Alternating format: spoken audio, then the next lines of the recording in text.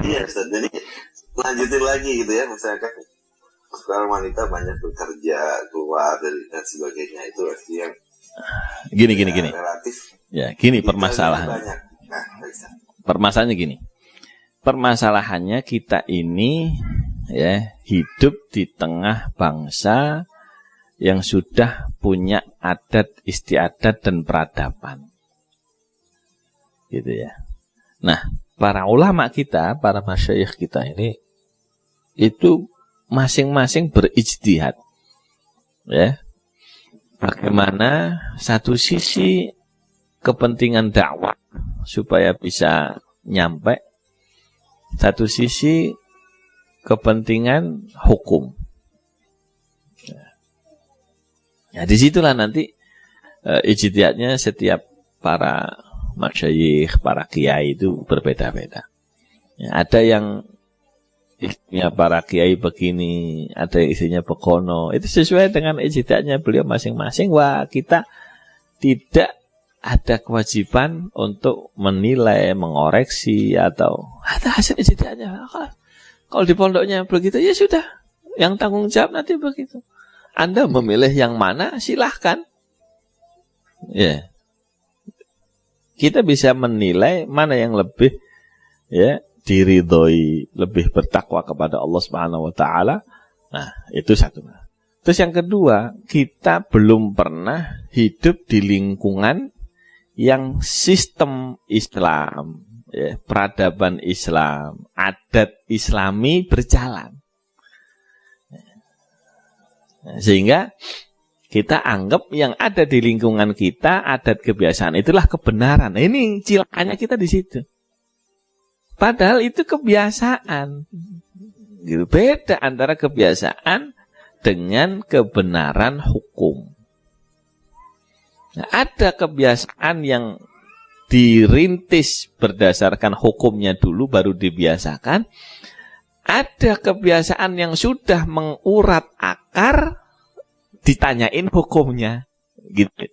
Akhirnya dicarikan jalan keluar biar tidak terlalu ekstrim, gitu.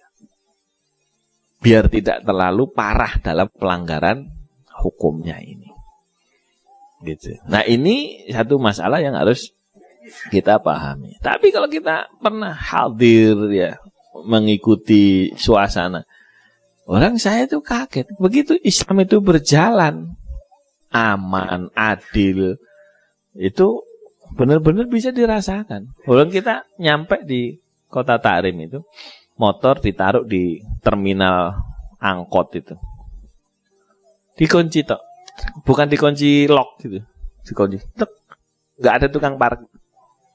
Itu pengen jadi tukang parkir di sana nggak laku. Nggak lah. Itu motor ditaruh jegrek langsung naik angkot. Anak bingung, loh itu motor nggak dikunci. Soalnya kebiasaan kita, adat kita di sini kejadiannya, jangankan ditaruh di terminal, di rumah, di pagar, di gembok CCTV aja hilang. Gitu. Loh kaget kita. Loh Kang ini nggak di, lah masih dai gitu. Nggak perlu. Di sini aman. 3 hari 3 malam nggak bakal bergeser itu motor. Wih, alhamdulillah. Masuk lagi. Nggak ada.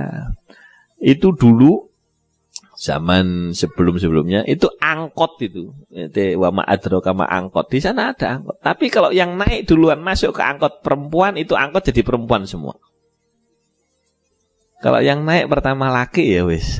Laki itu. Nah, ini mulai kadang-kadang mulai turun. Yang satu soft perempuan, soft laki. Agak turun gitu. Ya mending kita ya swado. Jejer. Ya gitu ya. Nah, itu karena apa? Karena dulu sejarahnya menyusun kebiasaan sesuatu, peradaban ya, itu dari ilmunya dulu. Di sana itu ada baliho iklan itu ya. Yang apa? Tokoh iklannya perempuan nggak pakai kerudung, ditelepon itu nggak sopan. Turun tuh baliho itu. Sampai segitunya. Nah, kita nih karena nggak hidup di itu, nggak ngerti ceritanya bahwa itu adat, kebiasaan, ini kaitannya dengan adat. Akhirnya gampang menilai, Bang Komeng. Enggak, sebenarnya nggak ada masalah. Ada pasar perempuan sendiri, ada pasar laki. Gitu. Nah, di negara kita ini ya begini. Nah, jalankan hukum semampu kita, ya, yang situasi kondisinya memungkinkan. Kalaupun nggak bisa, jangan nabrak hukum merasa benar. Musibah lebih besar daripada pelanggaran hukumnya. Ya, yang kalaupun kita nggak bisa lebih bertakwa, sedih, harusnya begitu, istighfar. Ya, saya belum bisa. Jangan udah nggak melaksanakan, komentar, ngerasa benar sendiri, iblis itu.